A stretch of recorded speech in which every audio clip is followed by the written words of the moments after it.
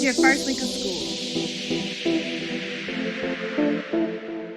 You are now listening to the Motivated Mama podcast. This is a community for parents that want to be authentically themselves while looking for judgment-free, genuine, and heartfelt parenting advice.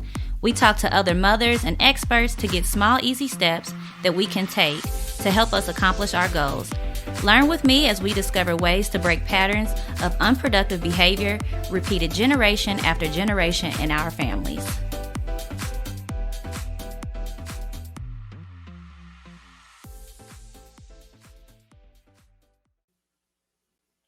Hey guys, welcome to another episode of The Motivated Mama with me, your host, Sydney Ross, The Motivated Mama. So today we are going to be talking about discipline and what that actually is. So a lot of times when it comes to discipline, we see that people equate that to punishment. Discipline has a very negative vibe. And I wanted to dive in and see why that is exactly. So what I decided to do was look up the definition of discipline. So the actual definition of discipline is the practice of training people to obey rules or a code of behavior using punishment to correct the disobedience. So that's why we equate it to punishment, because the actual definition of disobedience is using punishment to actually get somebody to obey you, to do what it is that you want. So normally I would break off into a story time, but today I'm just going to share my personal thoughts and feelings about this when it comes to like obedience and discipline. And I might take y'all for a loop here, but you'll see it all makes sense in the end. But for some reason in today's society, in American society, and I'm only speaking on American society, and I might even go as far as speaking into, African American society, because that's actually what I am. So we often see good children as good, children as well behaved, are those who are obedient and listen and take direction well. Those kids who do as they're told when they're told, they basically function like miniature adults. That's what we see as good. In the Black community, I know that when it comes to discipline, when a child is quote unquote acting out or misbehaving, if you don't punish your child, now you're looked down upon as a parent. Now you're talked about as a parent. A lot of times you're talked about as if, you're doing white people stuff when you don't, or your kids run you. If you don't punish them, a lot of times we like to run to the Bible to support our toxic ways, which is, I could go on a whole nother tangent about that. But, a lot of times growing up and in the church, because I grew up in the church, you often hear, spare the rod, spoil the child. So, and people take that literally, like if you don't beat your kids, your children are spoiled. They're going to be bad. But I personally do not see obedience as a good thing. I just don't. I've never understood why we ask kids or equate kids to being good children if they're obedient. To me, I feel like that's a really, really dangerous road to travel. When we speak of obedience and say, kids need to be obedient, I feel like that's so dangerous, because you're setting them up to obey. You're setting them up to know how to just do as they're told. And I feel like when you do that, you teach your children basically how to be controlled. You're not teaching them how to handle life or situations. You're not teaching them any real life lessons. You're raising them to be easily controlled by other people. And you're the first person that they're controlled by. And then they look at that as any person in authority should be able to control them. Um, any person that they truly love, because you're the closest person to them. So people that they love, they should obey, so that way they can have good relationships. And that's all false, and it's all very um, unhealthy. So I equated this to it's really funny, to the disciples of Charles Manson. That's like immediately where my mind goes when it comes to obedience. So we see people like Tex Watson and Susan Atkins. These were two disciples of Charles Manson, and they participated in killing sprees. Is this an extreme comparison? Very, very, very much so. However, these people were obedient people. They ran away from homes where it was like my way or the highway type of home, where it's like if you disobey, you're disobedient. You don't have to be here. So they ran away from homes, and then they were easily controlled by their leader, the cult leader, Charles Manson, who then coached them and coerced them into going on these killing sprees. And it just shows that you teach them not to question authority out of fear or out of banishment. So when your children act up, when you have this punishment led discipline factor in your home as a parent, you teach them this is what I say do, and if you don't do it, you're either going to be punished or you can get out. I've heard that, I've seen that, I've witnessed that myself.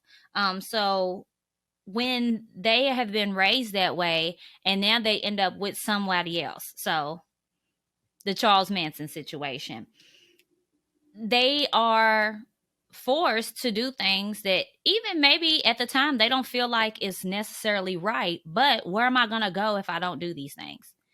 I'm easily brainwashed.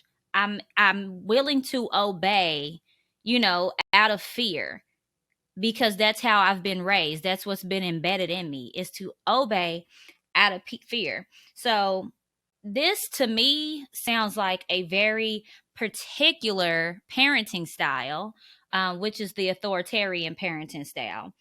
Um, and the authoritarian parenting style mainly focuses on obedience, discipline, and control, which then raises children that we see as good or well behaved, um, which is scary because they're just easily controlled individuals.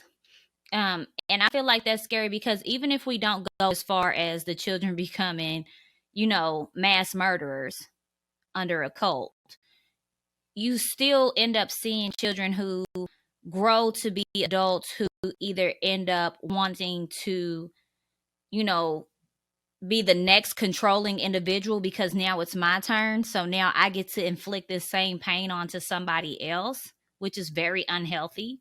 Or you see individuals who end up in very unhealthy, toxic relationships where they're easily controlled. You see a lot of women who become parts of relationships like this, and abusive relationships, domestic violence relationships, because they don't know what else to do other than take direction from somebody. You see people in the workforce who are unable to move forward, who are actually not compensated equally, who are actually not treated fairly in workplaces because they're afraid to question authority, because they've been taught to stand down. So that way, these individuals don't even know how to advocate for themselves because they've only been told all their life that a good person just shuts up and listens and does as they're told. So overall, to me, majority of the effects from having this controlling authoritarian parenting lifestyle, none of the effects to me sound like they're good or worth it or mentally healthy. And that's because they're not. So now when we get back to discipline, that's why I wanted to speak on that, like speak on these different negative effects that just cross my mind when I see these things. That's why we want to bring it back to how can we discipline positively? As a gentle parent, of course, we don't believe in punishment or punishing our children is the way to go when it comes to raising healthy individuals and when it comes to being a respectful person or a respectful parent. So today we're going to discuss positive ways to discipline your child without the use of punishment and control. Um, so today's resource is playfulnotes.com. This is one of my favorite resources. I highly encourage everybody to just go to their website and visit it. They have so many different, blog posts and things, like from activities to parenting things to family goals. You can go on their website and find so many different things. We did use them before as a resource, and I'll continue to use them as a resource as I see fit. And, in the blog post about how to gentle parent with discipline, I felt like this was just a really, really great resource because it was so clear, and it incorporated things that I already do. So I just wanted to dive into that a little bit deeper. So as we know, gentle parenting, no matter what other people say or how they look at it, gentle parenting is extremely difficult. A lot of people look at it as you're letting your kid do X, Y, and Z. Yeah, I'm allowing my child to be a human being, to express their feelings, to feel their feelings, to, question things, to be open minded. That's not easy for us. Um, if you're a gentle parent, it is the hardest form. It's easier to beat a child. It's easier to yell at a child. It's easier to banish a child than it is to actually teach a child to work through feelings, to actually help them be a healthy individual, especially because most of the people who are gentle parents did not receive that type of parenting. It actually is probably the driving force to us taking the gentle parenting approach. So, avoiding yelling, avoiding timeouts, avoiding punishments, all of that is not easy, but I hope with this episode, you do get some tips and tricks that will make it easier when handling discipline.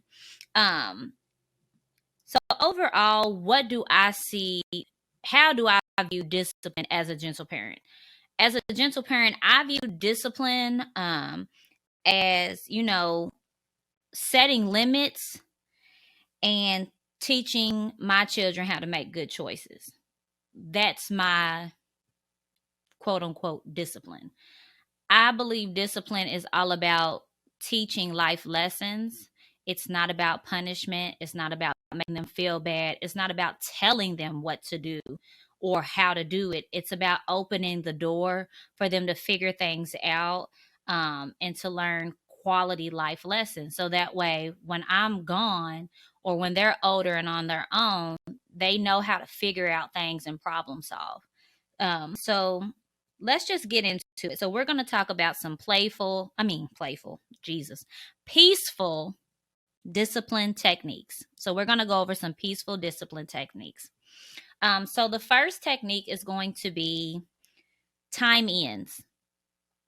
I love time ins because they give space and time for connection and communication.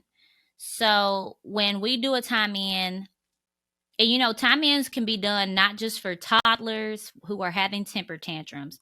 I want people to really open their minds on the parenting spectrum, that this can be handled from toddlers all the way up to teens to young adults, because connection is always a really, really good way to help work through feelings, to help work through struggles and issues. So, try not to disconnect. Disconnect is when you see the problem start to, escalate. So time ins are always very valuable. I love time ins with my children because it helps me to decompress as well. But in these time ins, what you want to do is avoid correction. This is not a time to correct behavior. This is not a time to say, this is what you did wrong. It's not a time to lecture. This is a time to simply connect and communicate. So whenever we have time in, so like with my 2-year-old, when I have a time in with him, he has a tent, it's comfortable, it has pillows in there, and we go in and I'll hold him sometimes if he wants to be held. Um, I allow him to cry if he needs to cry. I allow him to feel whatever it is that he's feeling. And when I say communicate, I'm simply putting the words to those feelings, to those emotions. So, I might be like, I understand you're very upset right now. You're very mad right now because you wanted your sister's baby doll. That makes you very upset because you want something that does not belong to you. Just putting those words with it and letting them know that you understand where they're coming from and how they're feeling in those moments. Even with your older children, I get it. You're upset right now because daddy told you couldn't do something that you really wanted to do. You're very upset. We can work through this. Let's work through this together. So just giving space for decompression, that's what I feel like time ins should be for. Calm downs, like calm down moments, time to just really express your feelings in a calm environment. And this can happen at home and this can happen outside in public. Do what you got to do, but time ins are very, very beneficial to me. The next peaceful discipline technique is modeling problem solving. So instead of correcting your child's behavior, give your child a chance to share their perspective and come up with a solution. So by doing this, it allows their child to come up with better alternatives, and it empowers them to improve whatever behavior it is that they're displaying. So you can encourage this by asking questions like, what is a better way to handle this situation? What is a different choice you can make next time this happens? You seem to have a problem. Can we find a solution together? This happened with my daughter. She had been lying about doing homework for school. She hadn't been doing it. But she had been on her phone a lot. And so I'm like, how can we fix this? Because you're not doing what you're supposed to be doing. And, you have to do your schoolwork. You can't just lie and say you did it and didn't and chill. And she said, I feel like my phone is a distraction. So maybe I should only have my phone for a set time during the week, or I should only have my phone on the weekends when I don't have homework. So it allows them to come up with really great solutions. So she set that boundary for herself and she obeyed that boundary. And it wasn't a power struggle because it's a rule that she set and it gave her more control over her life. So with that, we're going to move into giving limited choices. So by giving your child choices allows them to feel more in control. It gives them a sense of independence. So whenever you can offer choices, we say limited choices. And by limited choices, we mean two. Give two choices. So for example, you can't be on your phone at the dinner table during dinner time.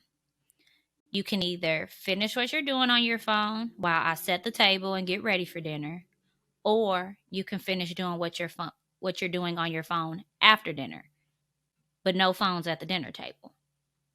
So simple as that. Just giving choices either before or after. When do you want it? So giving those limited choices, but it, like I said, it still empowers them and it gives them control over what they're going to do. What are you going to choose to do? And then another one is invite your child to do a do-over. Not every negative behavior requires coaching from you. It doesn't require lecturing from you. That's one thing that my husband struggles with, is lecturing. He wants to official at all. It's actually go on and on and on and on and on. And it's not been because at this point you're just annoying. They're not listening to anything that you're saying. I mean, you get nowhere. You don't get the results that you want from it. And it just takes up time for no reason.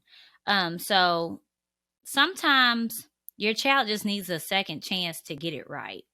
So, for example, a lot of times when my daughter backtalks or has a really funky attitude when she's speaking to me, a lot of times I'll just simply say, "You want to try again?" Because it's unacceptable. And she knows it's unacceptable. And I don't have to go into a whole rant about how her attitude and how she's speaking to me and what she's saying is disrespectful and unacceptable. I just say, "You want to try that again?" Because that clears the space to let her realize, like, okay, I'm messing up right now. Let me rethink how to speak to somebody. Because if I'm going to speak to somebody in this tone, they're not going to listen to me.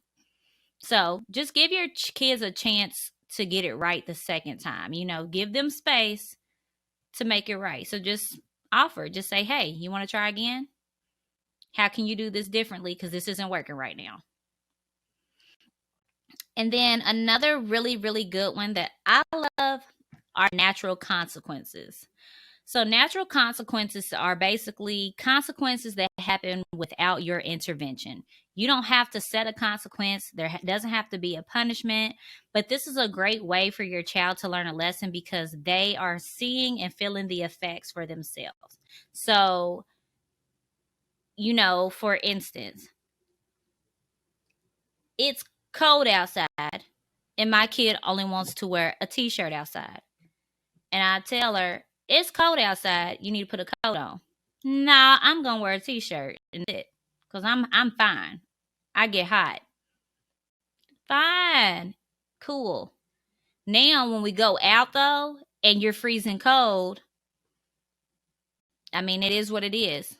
You didn't. It's kind of like those natural "I told you so's," but you don't even have to do that. Just be like, "Well, would have been nice to have a coat." So next time they know, if my mom says it's cold outside, I should probably grab a coat. One thing that happened with us was Bubba, my 2-year-old, he had this ball and he kept throwing it at Addie, my 10-year-old. And she kept telling him to stop throwing the ball at me. "Stop throwing the ball at me. Stop throwing the ball at me." I told him one time, "Stop throwing the ball because that's not what it's for. You should not try to hurt people with it." He threw it again. The ball went behind the couch. Now it's stuck. He wanted me to get it. No, I told you to stop throwing the ball. You continue to throw the ball. Now the ball is behind the couch, so now you don't have the ball. Simple. Next time, you're going to listen. So I really love natural consequences because it makes kids really see, like, I messed up. And then last but not least that I'm going to discuss is related consequences.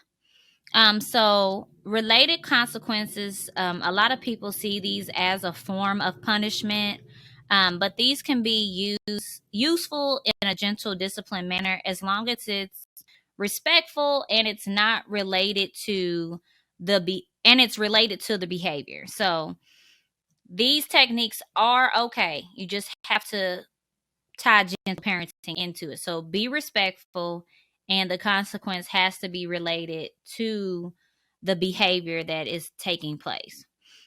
So make sure that it's teaching a meaningful lesson and it's not just being used to make the child suffer for misbehavior.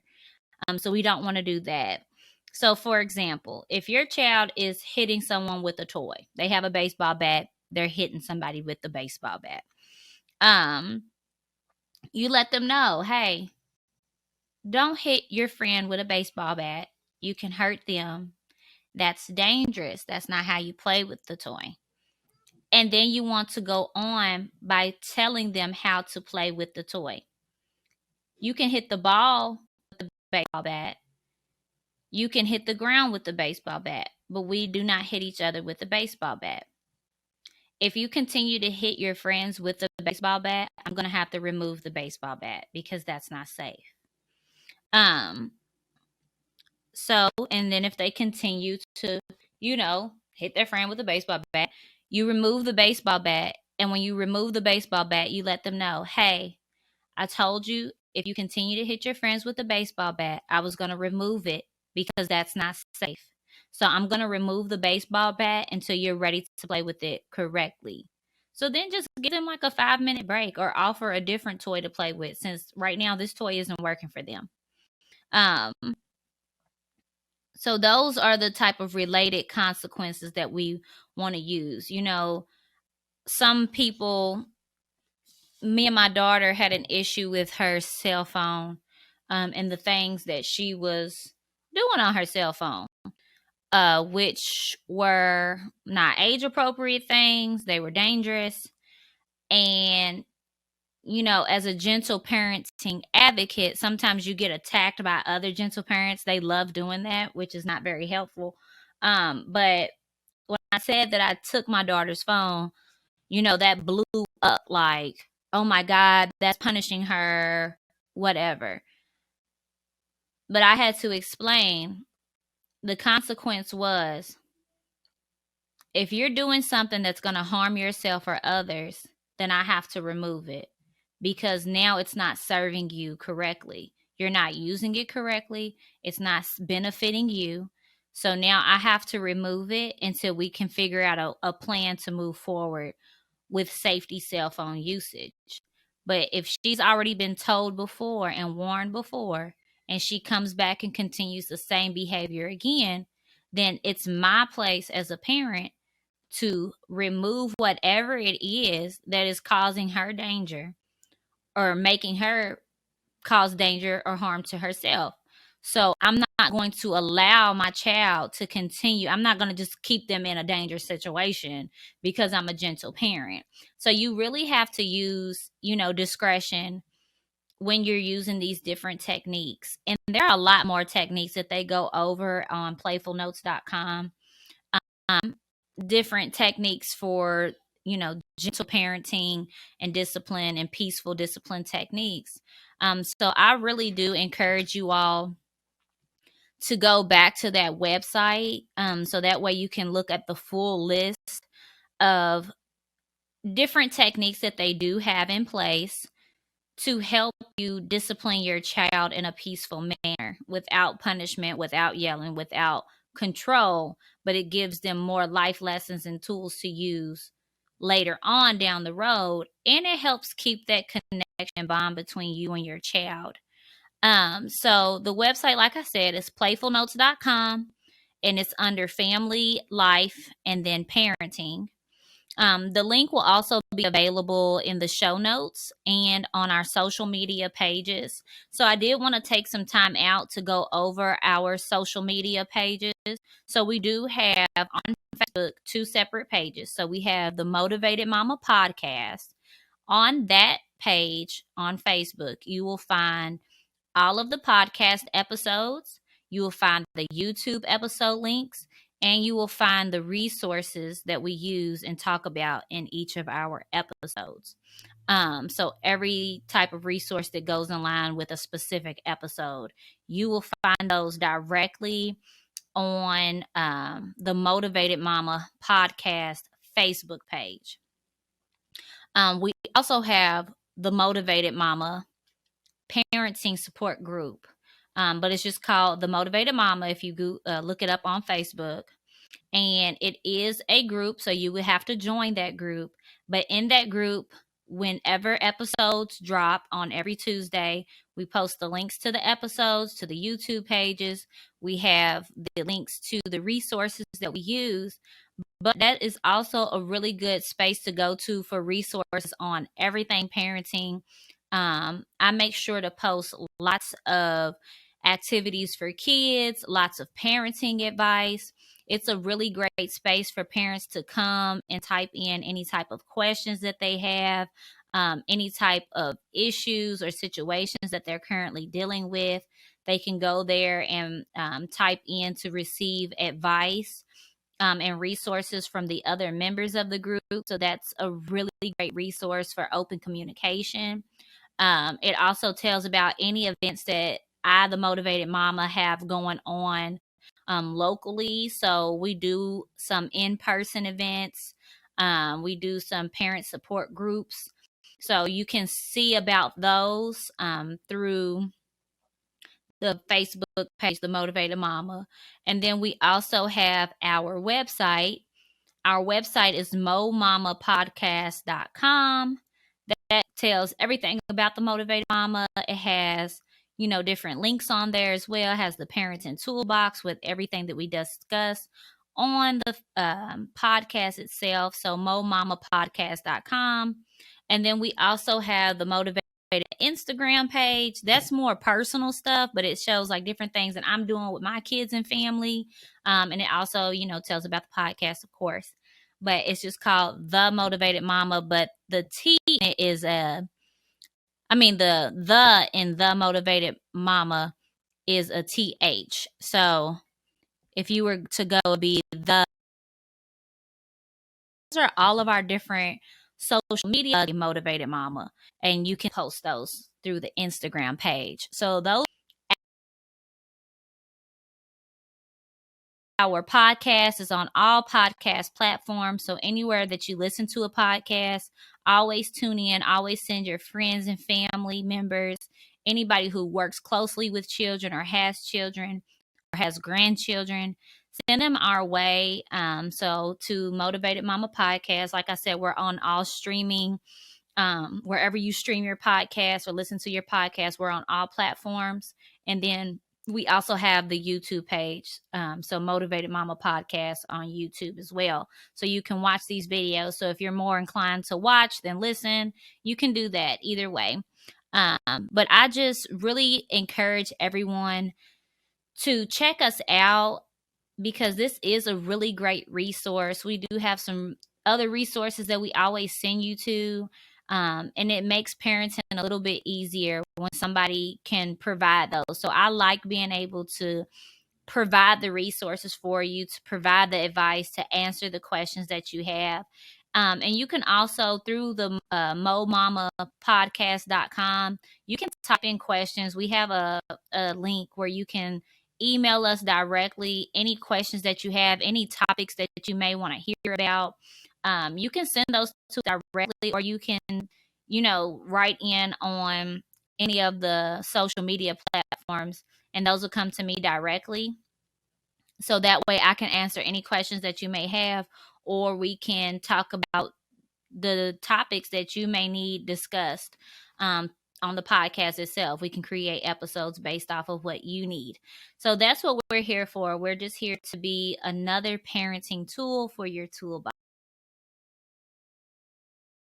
Because she had a long list of different techniques to watch for listfulnotes.com, so you can get more of those techniques to use for disciplining your child in a peaceful way. So I hope this episode serves you well. Thank you so much for listening in, and until next time, thanks for listening to The Motivated Mama. If you want to submit a question or if you want to be on the show, message me at contact@momamapodcast.com. That's MOMAMA podcast.com. Please tell all the moms you know about the podcast, our Facebook group, YouTube channel, and community events. Your recommendation helps our show grow. Please rate and review us wherever you listen to our podcast.